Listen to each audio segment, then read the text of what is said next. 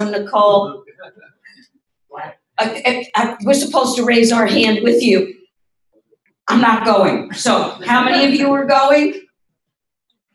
Great. Wow. You're crazier than I thought. How many of you would go live under the ocean for weeks at a time? Less hands. Okay. How many of you would live in the desert for months at a time? We have a couple of people. By the way, what that means is you leave the building, you wear a spacesuit, right, guys? So it's not just live in Arizona, it's live there as if you're on the moon, and every time you leave the building, you're wearing a spacesuit. How many would live in the desert? A bunch of you. And how many in the Arctic? I'm staying, can I stay in Florida and do this? We have quite an evening for you guys, and you don't need any more courage than you've already indicated to be in this room and really enjoy what we have for you. Cady Coleman has been up in space and underwater, and we have people who have lived on the desert in the Arctic who are going to be talking to you about why we're doing those things here on Earth, how those kinds of experiments are serving us who are going up in space. I want to thank you, Ryan. Ryan, you've seen here all week. He's been here in the capacity of Space Florida, which is, Ryan, I think I met you actually last year or 2 years ago. Last year? From Yuri's night, Lori brought you. And Laura. And so I've been seeing him round and about through Space Florida and through Yuri's night. And somehow we came up with the idea of this panel this evening. And so he's the man behind the scenes. And then somehow he got you, Cady, to be here twice in the same night. And so we're really in for a double treat. So you get to bring Ryan on with a double round of applause. Ready? Ryan. No, it's Faith. Faith is up. Well, welcome, Faith. Faith is up. Sorry, Faith. I'm so excited about you, Ryan. What can I say? Wow, this really does give people a different perspective. Isn't it something? Yeah, I mean, you're so much taller than me. Yeah, even now. We want to thank all of our LSA 5 sponsors, especially Fisher Space Pens, for their generous donation to our workshop. And I found a really, really pretty cool, funny little video about Fisher.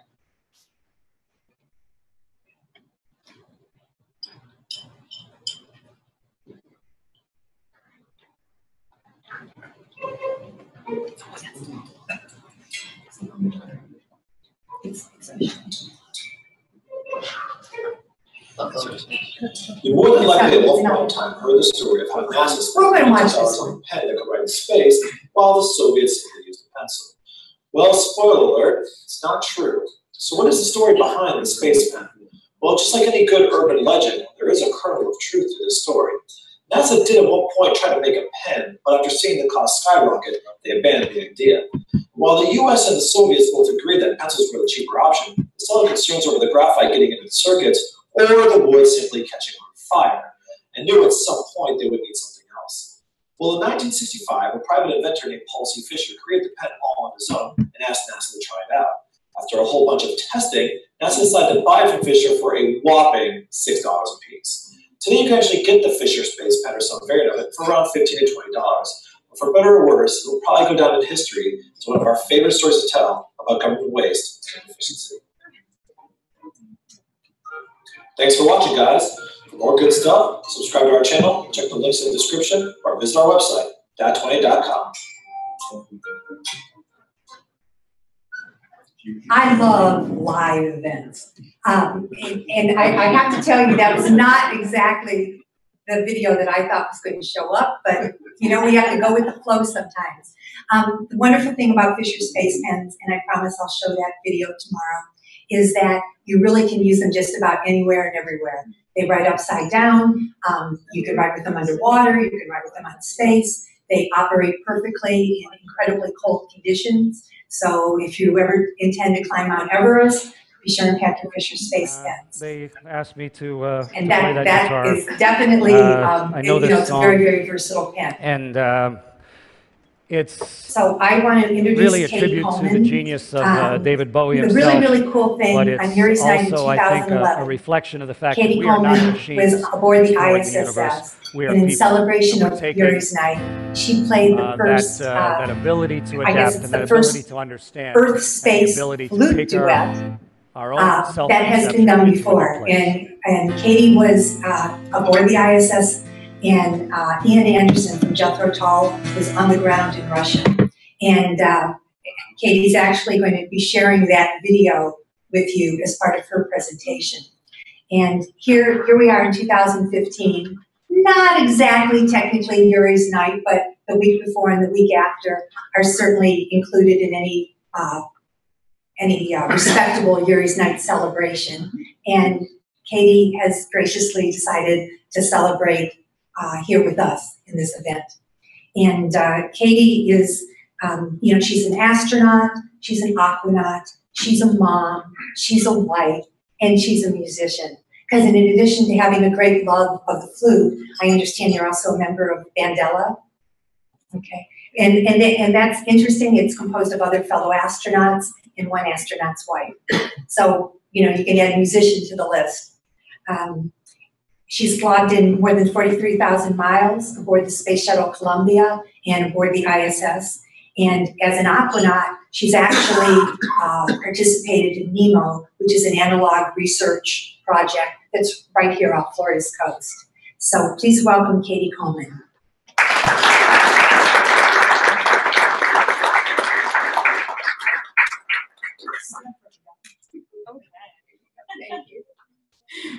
I turned 50 years old the day before I launched on the Soyuz for Expedition 26. And people said, "Oh, too bad it's not your birthday." I said, "Not my birthday, it is the season of my birthday." So I think it is the season of Yuri's night. Yes. Okay. Thank you, Steve. Okay, great. Clicker. I don't know if I'm fully qualified, but I have the controls. And if we could do lights down a little bit, that would be great.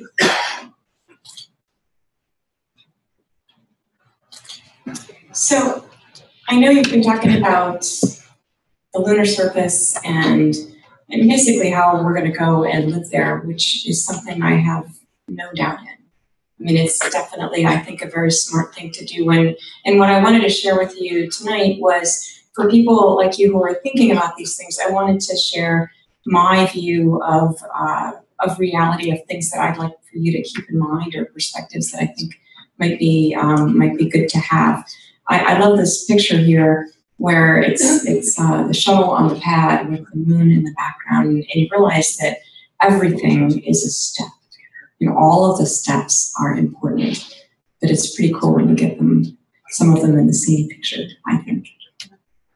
And, these things about what we'll do when we get there and how we walk around or run around, or will we have robots or, vehicles or fly or all those things, that's actually planning, I think, that in some ways you know more about and thought more about than I have in detail.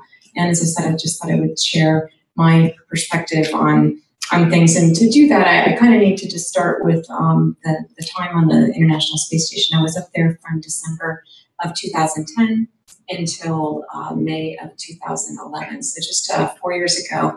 And it was a very special time. People ask how long it takes to really come home and be sort of done with space, and I just say, well, I'm kind of working on it. It's 4 years later. It's a very special thing to get to go and do. And as you know, the space station, often people feel badly for us because they think it's like some small place.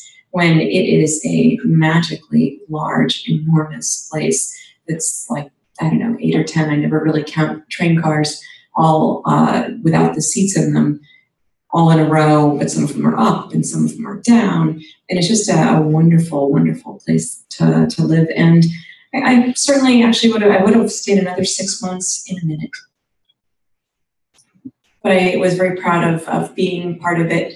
Since it is the season of Yuri's Night, I was going to take these slides out, and then I just thought, this is the launch pad that Yuri Gagarin launched from. And to me, the traditions in the space program and the fact that steps take it takes a long time to get from here to there, no matter where there is. And I'm very proud. Here at the Kennedy Space Center, I drove across the causeway from Orlando today.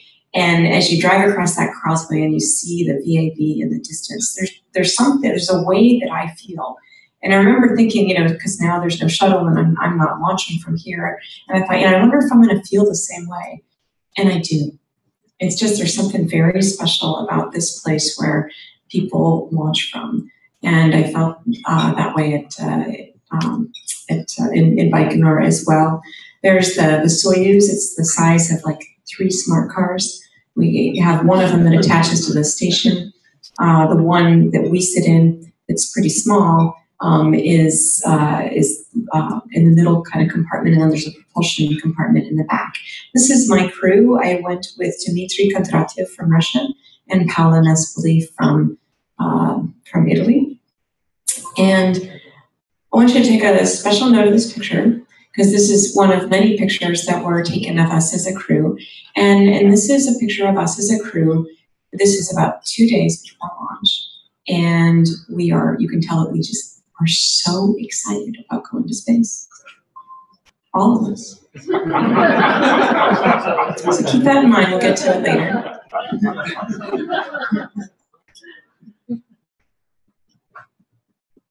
Had a little video trouble here, so I'm just very pleased to see the video start here. I'm just going to play a few minutes of this, but I think it's nice just to kind of, oh, interesting. Is it? Ah, good. There's been video gremlins. I love this part of the video because it looks like animation, but it's real. The shuttle took this video as it left. And so we have a space station up there. There are 6 people right this minute. They're getting ready to capture the SpaceX Dragon on Friday morning. This is what a little bit of training, both in the US spacesuits. And I know a lot of you are very familiar with all these concepts, but I just thought it's sort of nice to see it all in one kind of little piece here. If you know my signature, you know I was very nervous there.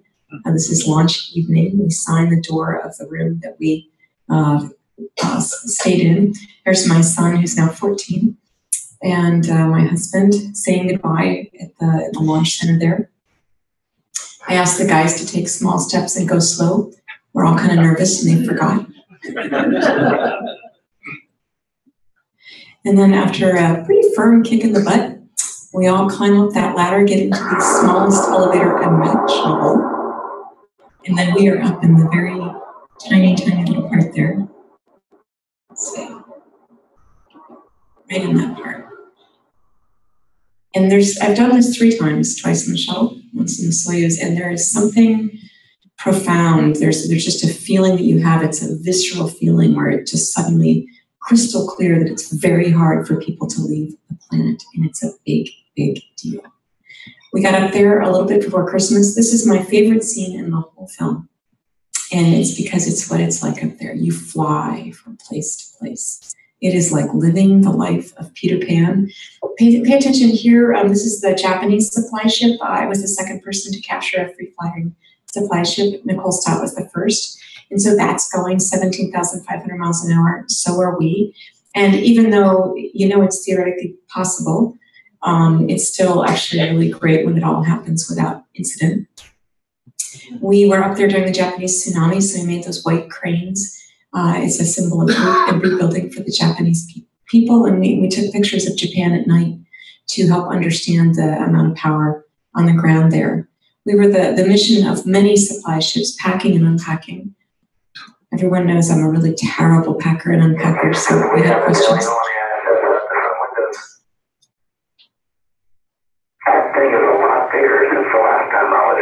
That's Steve Lindsay. So sweet. What took you guys so long? My call, initiating RPM. 3, 2, 1, mark. So that's Eric Bowe, and our job was now to take pictures of the shuttle as it does this pirouette, and to also take pictures of all the surfaces. And it was probably the most nervous I was, really the whole mission, because if you don't take a right. Discovery is initiating final approach.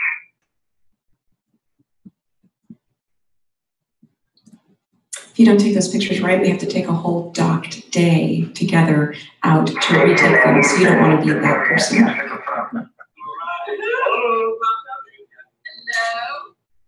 There's Nicole Stott, I think a familiar face here in Florida. They brought up one of the last big pieces of the space station, the PMM, Permanent Logistics Module. This is a cord that goes from one end of the station to the other when we have a supply ship coming. It's the cord that connects us to the control box that controls the supply ship. Robonaut, he's the one on the left is the robot.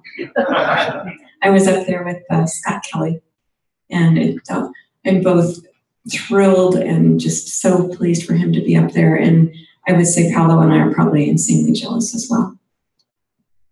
Everybody wants to go back.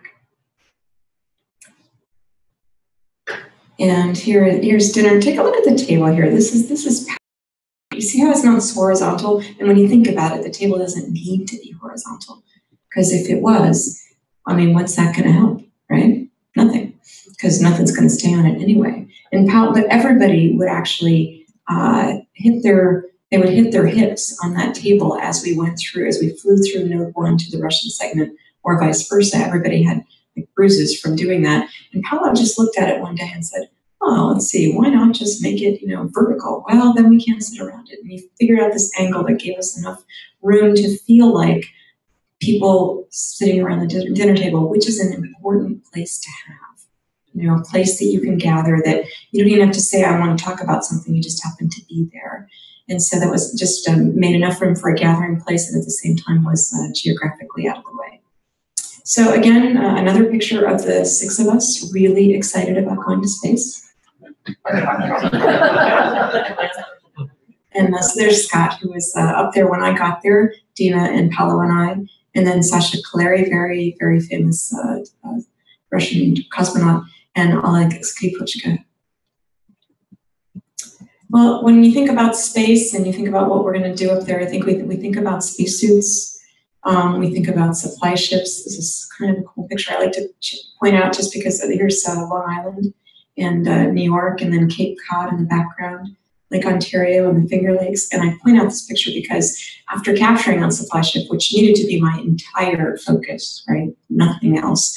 I looked down, I'm from New England. I looked down, that was the picture, grabbed a camera and took that picture, which is not the most still and beautiful picture, but I thought it was pretty neat that it all happened that way. And that I wanted to just give a little preview for Friday morning. SpaceX launched yesterday successfully, and they have a supply ship headed with experiments and food and all the kinds of things that are needed up there, but especially some really interesting experiments. And it will be captured by Samantha Cristoforetti and Terry Virts on Friday morning at 6 a.m.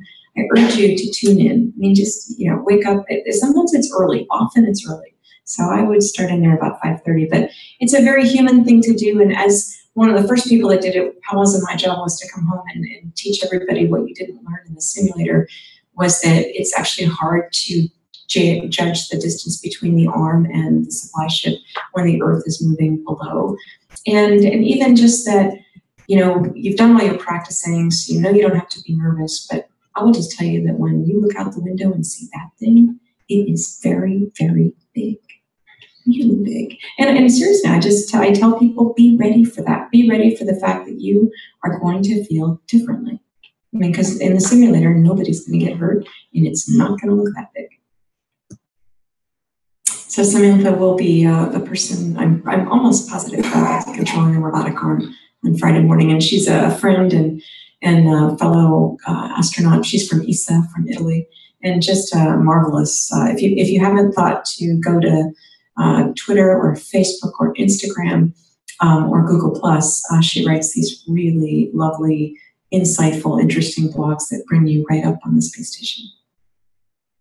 So this is what she'll be doing. There's the Dragon that's already captured, and then being attached to the space station. The pressure checks that take so much longer than anybody wants them to, but it's necessary. It's just another view of what it looks like when a module is being attached. And the big difference with SpaceX as opposed to our other partners, the Japanese, the Europeans, and Orbital Sciences, is that the SpaceX craft is designed to return, and that's really important for our science results. Well, what do we do up there besides play with the fresh fruit? But this shot just shows you that things are different, and we take advantage of it. We're finding out things up there that we can't find out here on the ground. Finding out, what do liquids really want to do? Many of you have a glass in front of you on the table, and you know that that liquid's going to be in the glass, or if it falls over, it's going to be somewhere that goes down. And so in this vessel, it's a really simple experiment that we have up there, but it's so powerful. We take a vessel like this with liquid in it, and then just see what happens when we let the liquid loose in microgravity. We're finding out things like if you make the container corner 3 degrees different, just narrow the angle by 3 degrees from a certain angle, you guarantee that all the liquid will be in the corner of that container. So that means that we could use that to help understand how to judge our fuel on the way to Mars. Every process that involves flow through a pipe here in the ground or capillary forces, we understand a lot about flow through a pipe, but right at the edges, that's where it's tricky. That's where the small forces are making a difference. And we're able to understand more about what the small, tiny forces do by studies like this. If you want to put a lab on a chip, put a little drop of something on a slide and have it crawl up, that's those capillary forces. So, and even, our pipes, learning about flow through our pipes. So really, really important, not to mention really fun. Combustion, same kind of idea. It happens differently up there, and it allows us to study it differently. And actually, it makes it easier to study in some ways. Measurements that have to be made in less than a second down here on the Earth to determine a burning constant can be made over 30 or 40 seconds up there. So that's a really big deal when the points that you measure are going to determine the slope of a line. So we can understand more about how things burn, how soot is produced, pollution. There's even some things about combustion that we didn't know that we were already found out about secondary ignition sources up in space. So pretty interesting stuff. And growing crystals, we often can grow them more perfectly up there. The applicant, so on the left is the ugly Earth crystal. In the middle there is the beautiful space crystal, and on the right is the diagram with the little water molecule. And the added perfection of that middle crystal there allowed us to understand the structure and see a water molecule in this protein crystal that is used for understanding Duchenne's muscular dystrophy and understanding how to design drugs to help with that disease. We do plant studies. People were pretty upset that I would do these because they've been to my house. They know there are no living things in my house. And the real reason, besides the fact I'm not very good at growing things, is that my cat eats them and throws up. But turns out that my job was to actually kill the plants every day. And I was really good at that. And these plant experiments are based right here at the Kennedy Space Center. And we've had then many, many other plant experiments. But it's because, for that moon base, for going to Mars, we can't possibly put all that food into the craft that we're planning to fly. So we need to have a way to grow food. And there's just something really human about it as well that's, I think, completely necessary. We do a lot of research up there on the human body. Scott Kelly's you're hearing a lot about what Scott's doing. Truthfully, we've been doing a lot of that research for a long time. And it's just an added benefit now, A, that he's staying longer, and B, the twin study. So there's some really unique things that we'll get out of his year, but we've been getting, I think, really amazing data. I can only speak to my own.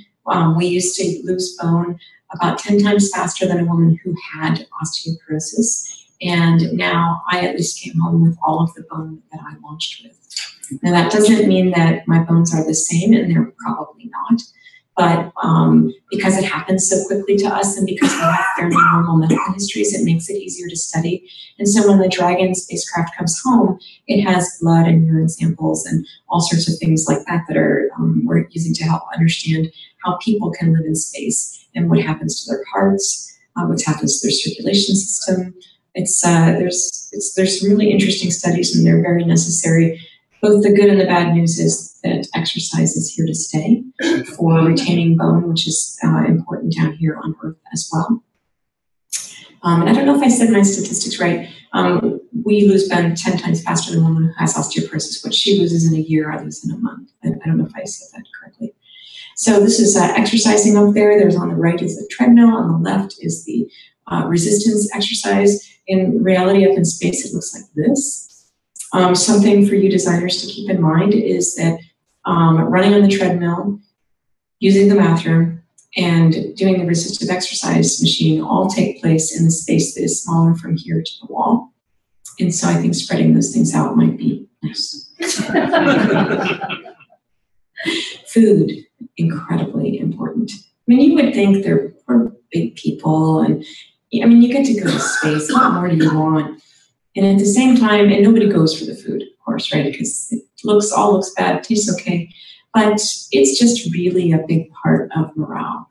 I think especially for an Italian. I don't think I understood until I got home and I went to Italy with Paolo. I didn't understand why he was so sad about the food. But then after Italy, it was pretty clear. Let's see. And so these are some really boring slides you're going to see. I'm just going to flip through them. This is containers of food, okay, all stacked up. You have to find certain ones at certain times. This is containers of urine waiting to be recycled. You think about storage, think about logistics. I think going to other planets is all about logistics. It is. I think there's the technology to get there, but sorry, I'm asking it to go, but I'm a little stuck.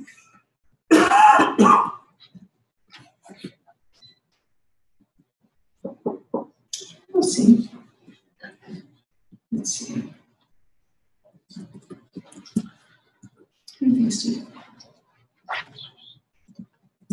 It's going to be really bummed if when Steve pushed the button, it worked. There's no video or anything.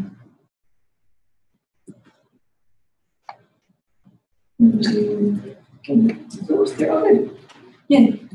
Thank you, Steve. Okay. This is the plumbing for the bathroom, which you have to know all about before you get to go. And I was actually in charge of toilet repair. This is the control panel for the toilet. This is the toilet with some of the plumbing exposed. And so remember the liquid experiment that I talked about? Well, what if we could have a urine hose where, because of the way the inside of the hose was shaped, all the liquid would go into the right place without actually having to have a fan and moving parts. And we fix the toilet, more than once a month.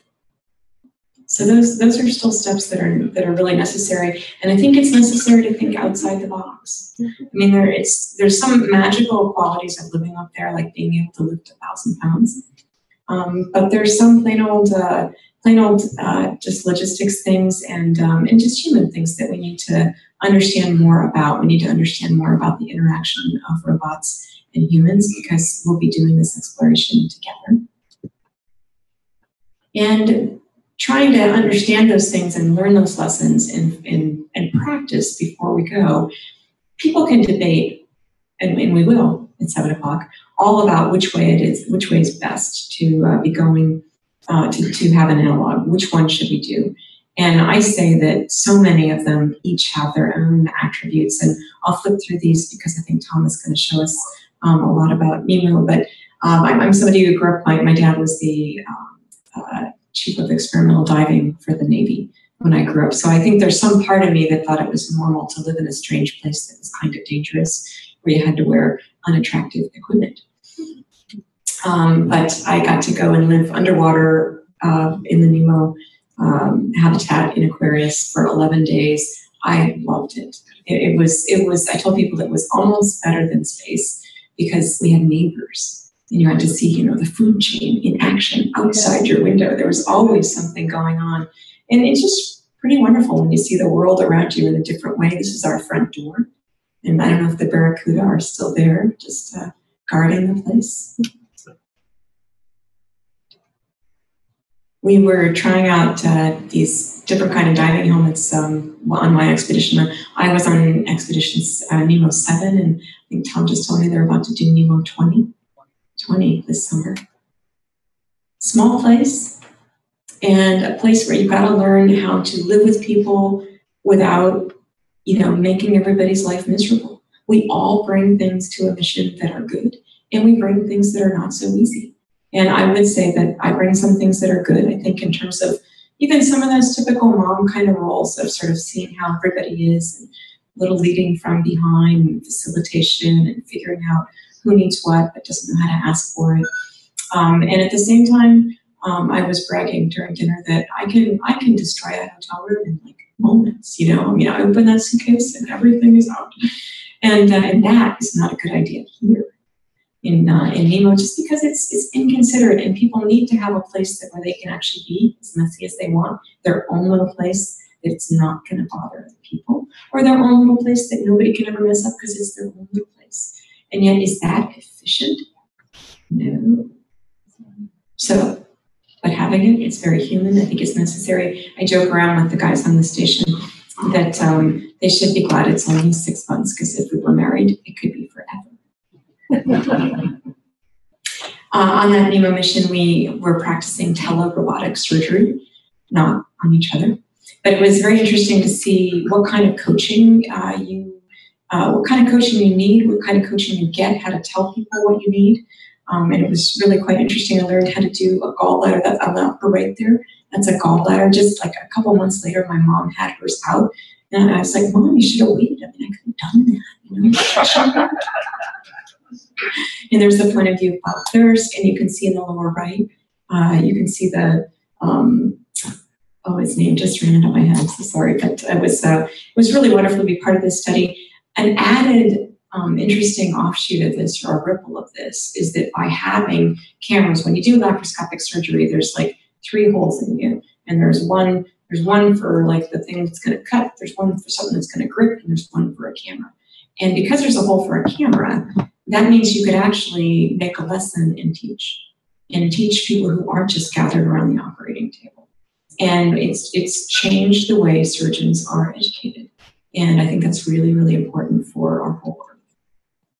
I also had the very huge privilege of being actually the last minute replacement for actually Sunny Williams was supposed to go to the South Pole and be a part of this reconnaissance team for ANSMET, which is the Antarctic Search for Meteorites. And then she couldn't go to the South Pole because she had to go to space instead. So I didn't feel that bad for her. I was so happy. In fact, I got a phone call asking if I wanted to, if I would be willing to go on this expedition. They said, well, you were a volunteer. Are you still interested? Because it was only weeks away. And I said, of course I am. I mean, we would make this decision, as a family, but you could sort of think in that yes sort of way while I just go and talk to my husband, and I'll call you in 5 minutes, okay?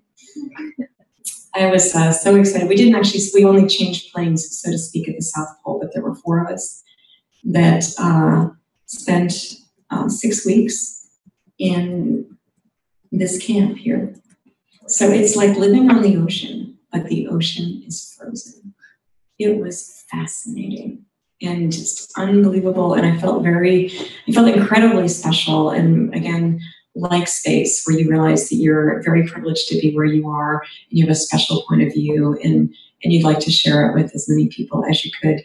So we moved our camp actually 6 times around. And so we were a scouting expedition to find out where are the places where there are lots of meteorites, where they could then send a whole team that could go collect meteorites.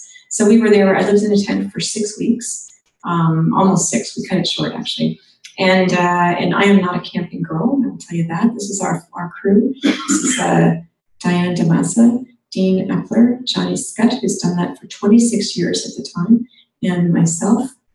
And it was just an amazing thing to get to do. There's our camp. There's one of the twin otters coming and they're coming in so they can actually help us move camp.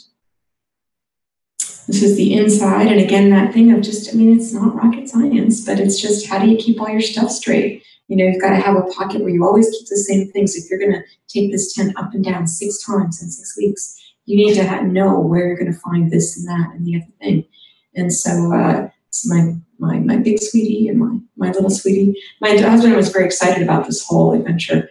So excited, I finally just looked at him and I said, sweetie, do you realize that I am not taking the baby with me? He did. He's a great dad and a great husband, and we found 1,000 meteorites. Wow. Between the 2 teams, our small team and the larger team, 1,000.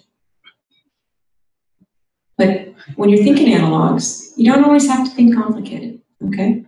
This was Massachusetts, the same winter that I did winter survival. My husband goes, why do you have to go to Russia to do winter survival? So you can make your own analog in your own backyard. And just a few pictures to finish up here. Again, about the human part. Having that window there, that is a very difficult engineering thing to do. It complicates the whole equation. And I just cannot tell you how necessary it is for human beings to have not just a portal, but something like this, where you can look out and you can see someplace on the earth, and you can see that place. This is actually what you're really doing, is you're sort of upside down, looking down at the earth. But you can see that place coming, you can see it in the distance, and then you're right there, and then it's going. It's not like looking through a portal where suddenly if you blink, Hawaii is gone. And so it's really important to be able to, I think, experience the earth. This is the New England in winter, Italy at night, New England towards spring. And just coming in for a landing, I saw a talk by Elon Musk, and during it he said, well, of course we're going to try landing. When you think of like the aliens coming from a different place, do you think they're going to come in parachutes? It's got a point. It's a solid landing. It's simple. Simple is good. Simple is very, very good. Things that work are good. We've flown with the Russians for a long time. These spacecraft work. It worked out great for us. We understand a lot about them. Half an hour later, I was talking to my family on the satellite phone. And at the end here, I'll just say that, no one knew I'd be in a picture like this. And when you think about analogs and you think about what we're going to do on the moon, realize that it's not just going to be us that does these things. Go and find those 4th graders. Go and find those 5th graders. This is the time that the kids who are 11, 12, 13, this is the time that they're deciding whether designing this stuff is for them or not. And you don't know which one of them was going to be in a picture like this, or do this stuff, make spacesuits, be smiling in a picture. Just at the very end here, to just because I think it is all about people. And this is a picture of Dima Kondratyev excited about going to space. It really is. It's just that, in his country, the sort of more conservative cosmonauts, it's not what they do to smile in a picture. He'd feel awful to see a picture of himself like this, smiling. So, you have to learn about the people you're with. You have to try so hard to look beyond the surface and get what they bring to you and ignore the stuff that you can't do anything about. And it's just really a part of the whole mission. Not everybody's easy to be up there with. I am not easy to be up there with. Other people on our crew weren't easy to be up there with. And yet there was not a single day that I thought, oh, I cannot wait to get out of here, ever. And it's because the mission prevails. And it's all about people. It's all about the mission and how you make it work. And when you're getting your advice and deciding, which advice to consider, do not forget the people who have gone before. This is Tereshkova, who came and said hello to me just a few days before I left, and then we met subsequent at a meeting, the first woman to go to space. Really wonderful woman. So I think in this audience here, we have people like this, people who want to pick up big, heavy things figure out what to do with them because they're just sure it's really, really important and they're going to really like it. So I will say the little ones and the big ones are important, and bring them along on your journey.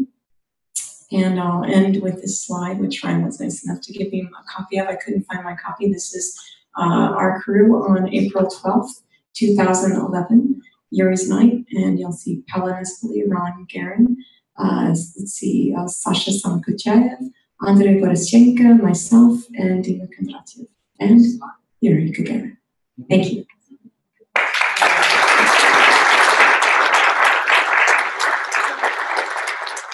Ryan, do we have time for a few questions?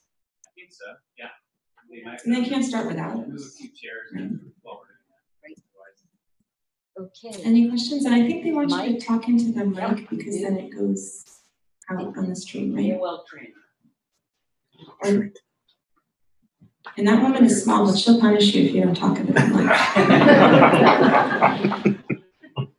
Hi, Chris Craddock, Rocket Star. First of all, thank you. That was amazing watching all that, especially the shots of Long Island. That's where I'm from.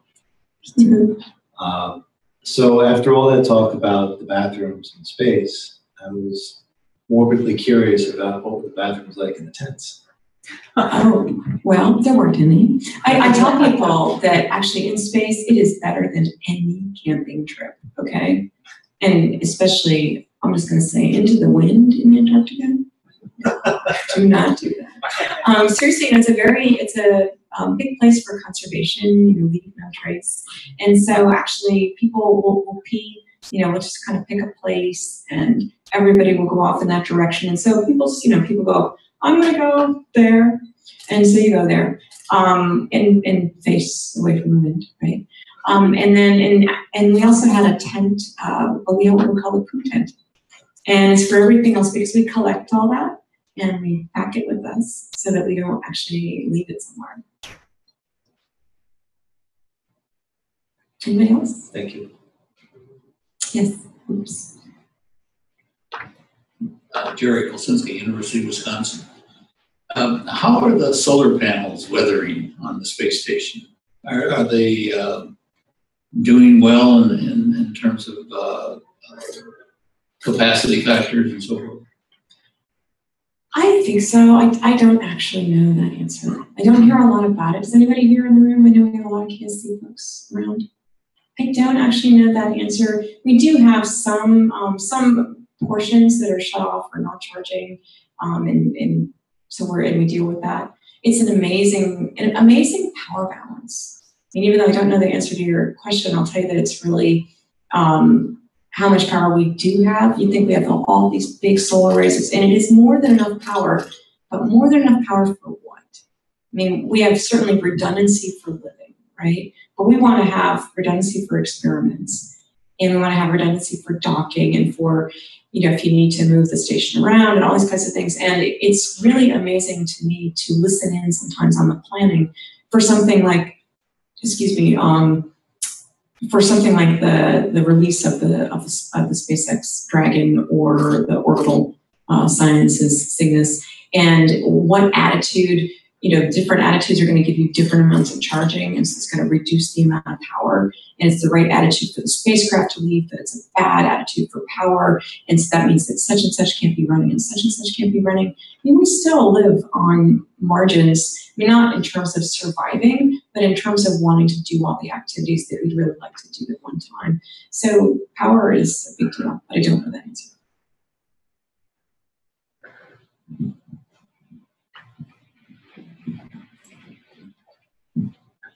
Thank you. Again, that was really wonderful. Not only just the content, but the way you communicated it. It's really appreciated, so thank you.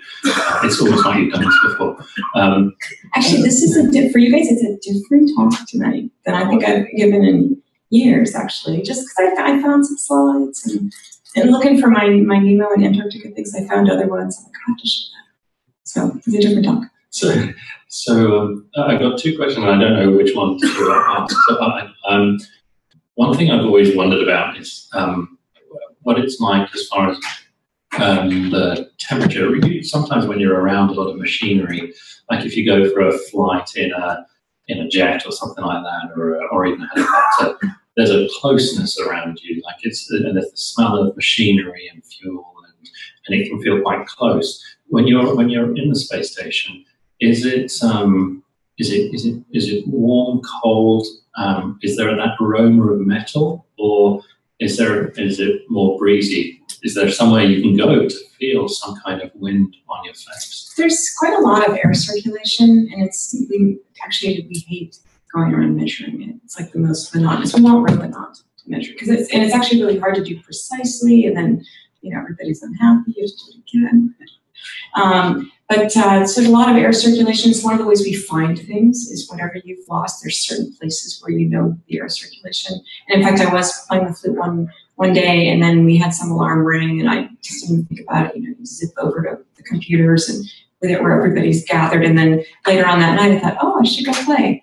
Oh, what did I do with that? And I found it up against one of the vents. And so what temperature it is, it just depends. I tell people it's whatever temperature the commander wants it to be, right? Kind of like in your house. But we can turn it up and down, but in general we don't. We talk to the ground if we want it to be warmer or colder, mostly because there is a temperature and humidity balance that is really important to them in terms of how much water they're collecting from our sweat, from our clothes. There was one expedition where the guys decided not to let their clothes dry, but just they had a lot of clothes and gym clothes. And so they decided they would just pack them into bags, and then they'd go off in the empty supply ships and burn up. And so they weren't actually drying out their wet sports clothes, and it affected the water balance dramatically. But in terms of feeling like, oh, machinery and clothes, it's a little closer in the Russian segment because their modules are not quite as loud or as wide, and their machinery tends to be louder, but we've done some nice collaborations on acoustics.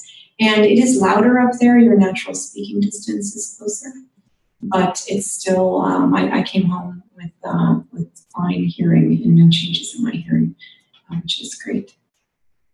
Thank you. How are we doing, Ryan? One short. One short one. I have a short one. Oh, that was very smart. So I love your hair. Me too. Very fun. Out of my way. Out of everybody. It's in other people's way, but it's never in my way. It just kind of goes. It always went back away from your face. It didn't matter what you did. You wash it, take a comb, don't take a comb. Didn't matter. It did whatever it wanted to do. What did it feel like? Did it feel different having it? It was just really fun to be up there flying everywhere and having things fly everywhere. And just, it makes, I think it sort of just tickles your imagination to think about what else could happen. I mean, there'll be new games that people play. We'll have different microgravity games, there's no doubt. We already do. So everything just feels a little bit different, and it's wonderful to get so used to just going from place to place with the touch of a finger. In fact, you can find on the web a video that Karen Nyberg made for me. I actually helped consult a little bit for the Gravity movie. My brother met Sandra Bullock's brother-in-law. They put us together and we chatted. And I tried to talk, she wanted to know about what it felt to move up there. And one of the things I explained to her was that if you take one hair from your head and you stretch it out between your fingers like dental floss and you use it just to kind of push off of something, just like, if you push hard, it's going to break right away. But if you just push slowly, you can push yourself all the way across the space station with just that push. And Karen Nyberg, there's a video on the internet, I think it's called Splitting Hairs or something like that.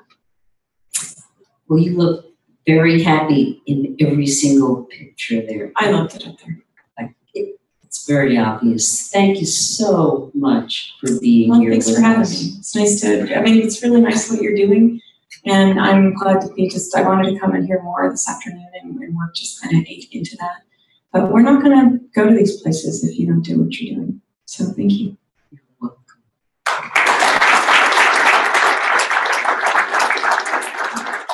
So we're going to take a few minutes break. There may still be dessert. There's a cash bar. And there's a lot of people out in the lobby. So we'll be doing some rearranging. Make sure you get back in here, get a good seat, have a good break, and come on back for a very exciting panel. Bonnie? Yeah. How much time we have?